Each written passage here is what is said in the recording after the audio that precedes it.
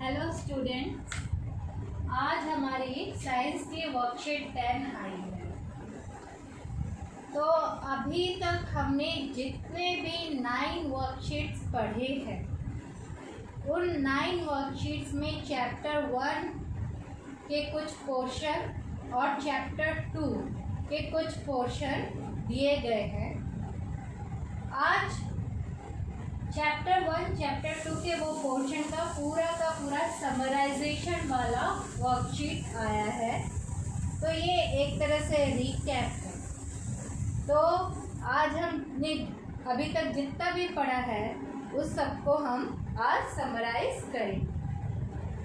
तो हमने पढ़ा था कि हम अपने आसपास जितने भी पदार्थ देखते हैं वो सारे के सारे छोटे छोटे कणों से, पार्टिकल से बने होते हैं। उसके बाद हमने कणों की विशेषताएं पढ़ी थी कि कण जो होते हैं उनके आपस में रिक्त स्थान होता है, वो एक दूसरे को आकर्षित करते हैं और वो हमेशा गतिशील रहते हैं। तो कणों के हमने ये 3 गुण और विशेषताएं पढ़ी। उसके बाद इन्हीं कणों से मिलकर हमारे आसपास जितने वस्तुएं हैं और या पदार्थ हैं वो बने होते हैं। उसके बाद हमने पढ़ा था कि हमारे आसपास जितने भी पदार्थ हैं वो 3 तरह के अवस्थाओं या स्टेजेस में पाए जाते हैं। एक गैस, द्रव और ठोस। सारी चीज़ें ठोस अवस्था में भी पाई जाती है, द्रव अवस्था में भी पाई जाती है और गैसीय अवस्था में भी पाई जाती है। तापमान बढ़ने पर ठोस जो है वो द्रव में, द्रव जो है वो गैस में परिवर्तित हो जाता है, चाहे वो लोहा हो चाहे वो जल हो। हमने ये सब कुछ पढ़ा था। अब पदार्थ क्या होता है वो हमने पढ़ा था कि वह चीज़ को हम पदार्थ कह सकते हैं जिसका कुछ द्रव्यमान हो। द्रव्यमान यानी कि कितने केजी का है, कितने ग्राम का है। इससे आप ये कर सकते हो कि इसका भार कितना होगा। उसके बाद ये कुछ स्थान घेरती होगी, जैसे ये डस्टर ये कुछ स्थान घेरता है जब हम उसे रखते हैं, और इसका कुछ केजी या ग्राम में इसका कुछ द्रव्यमान भी होगा। तो हम पदार्थ उन वस्तुओं को कह सकते हैं जिसका द्रव्यमान हो एवं वह कुछ स्थान घेरता हो, यानी कि उसका कुछ वॉल्यूम हो जिसको हम बोलते हैं आयतन। उसके बाद मैंने बताए थे कि हर एक पदार्थ जो है वो 3 अवस्थाओं में पाई जाती है, ठोस, द्रव और गैस। जब हम तापमान को बढ़ाते हैं कम से अधिक, तब जो ठोस है वो द्रव में बदल जाता है जिसे हम गलना या संगलन कहते हैं।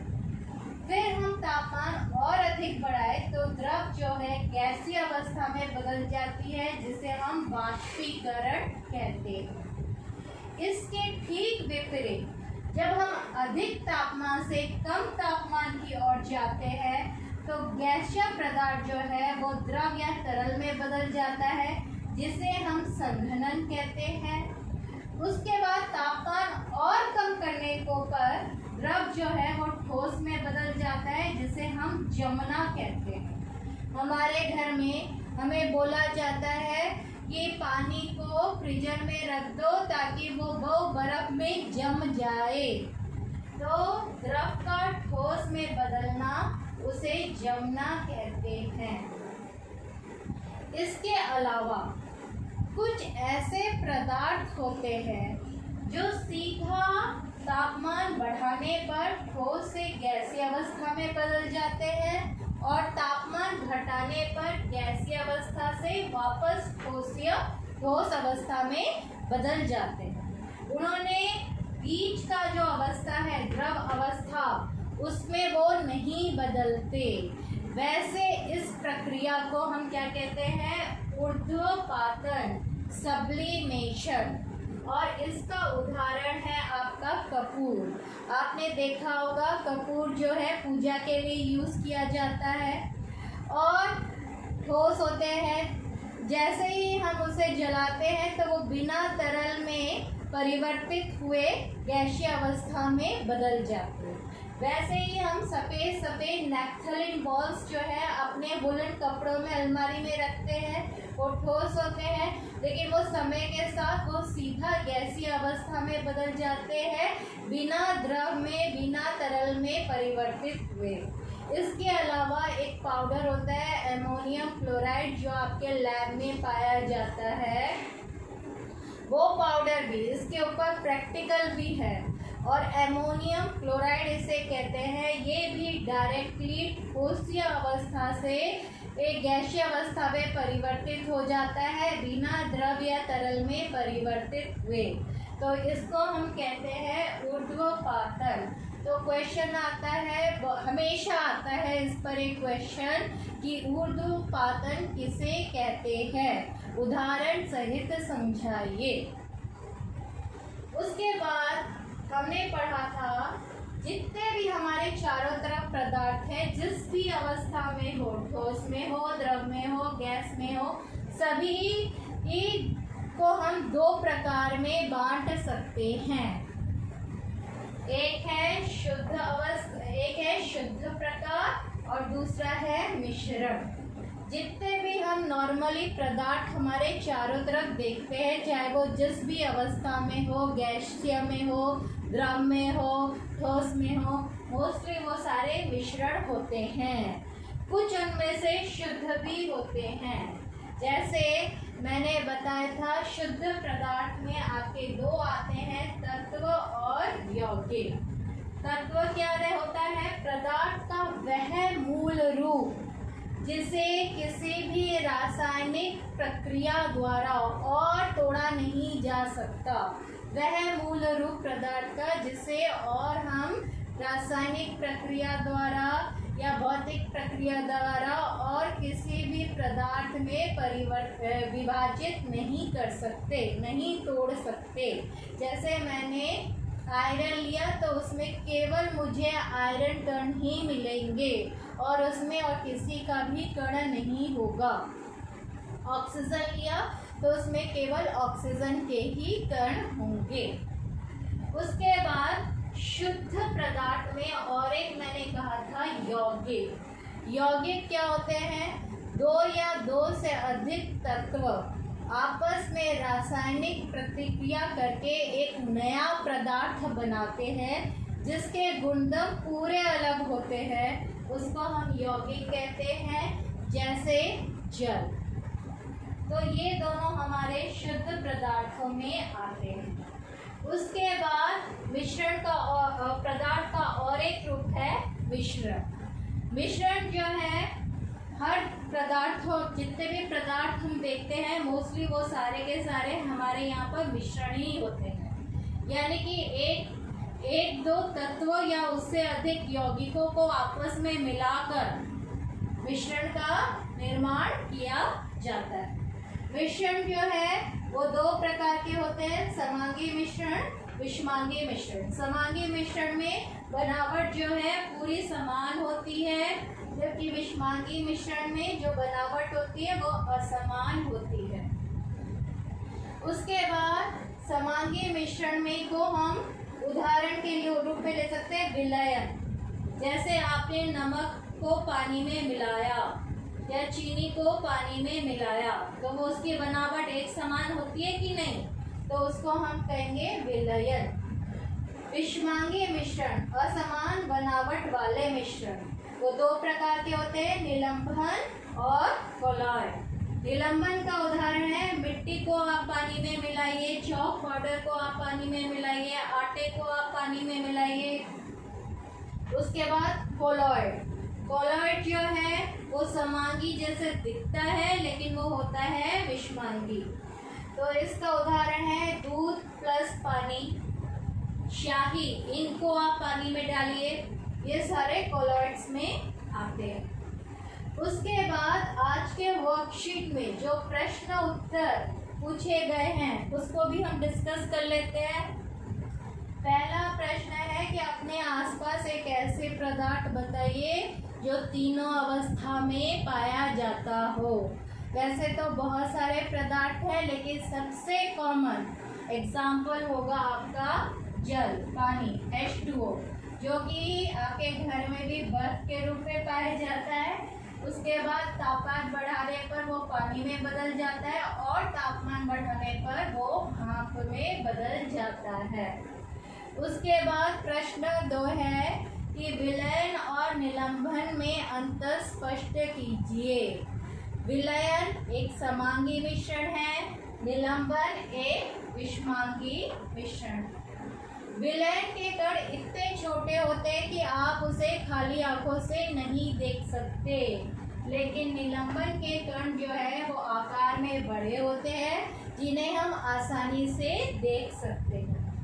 उसके बाद विलयन के कण जो है प्रकाश के किरणों को नहीं फैलाते, तो हम प्रकाश के पथ को या मार्ग को विलयन के द्वारा नहीं देख सकते। इसके ठीक विपरीत निलंबन के कण जो है वो प्रकाश के किरणों को फैलाते हैं, जिसको हम टिंडल प्रभाव कहते हैं। इसके बारे में हमने डायग्राम, चित्र बना के मैंने आपको समझाया था।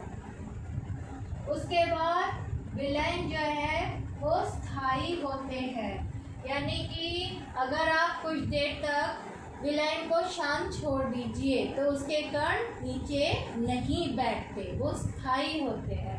इसके ठीक विपरीत निलंबन के कण जो होते हैं वो स्थायी नहीं होते।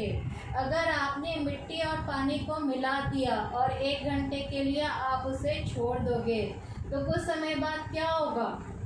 मिट्टी के कण जो हैं आके नीचे बैठ जाएंगे और पानी जो है वो ऊपर आ जाएगा, तो ये स्थायी नहीं होते।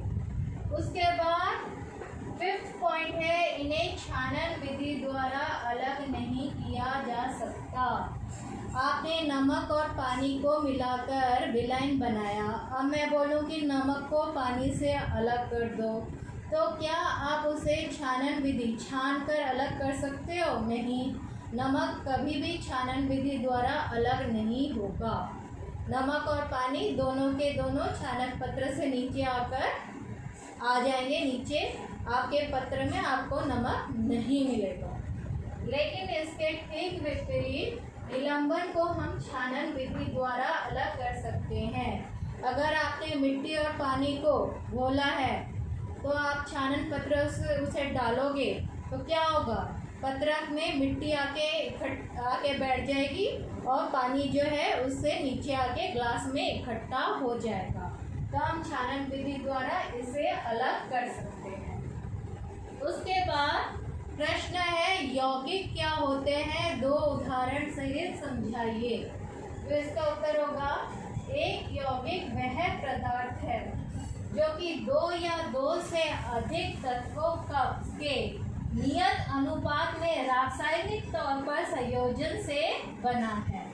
तो 2 या 2 के अधिक तत्वों का नियत अनुपात होना चाहिए और रासायनिक तौर पर संयोजन करके बनना चाहिए, जैसे आपका जल H2O और ग्लूकोज C6H12O6। उसके बाद प्रश्न 4 है कि मिश्रण किसे कहते हैं?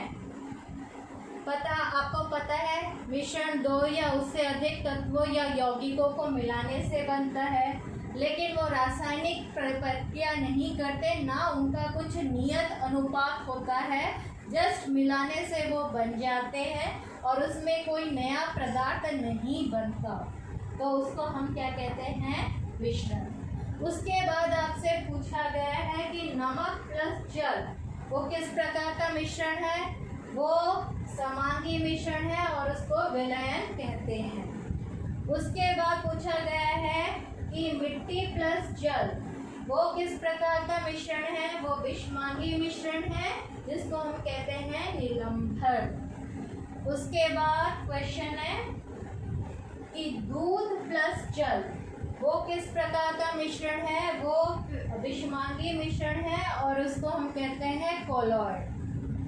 तो ये आज का वर्कशीट था 10। नेक्स्ट वर्कशीट में हम चैप्टर 3 परमाणु एवं अणु पढ़ना शुरू करेंगे।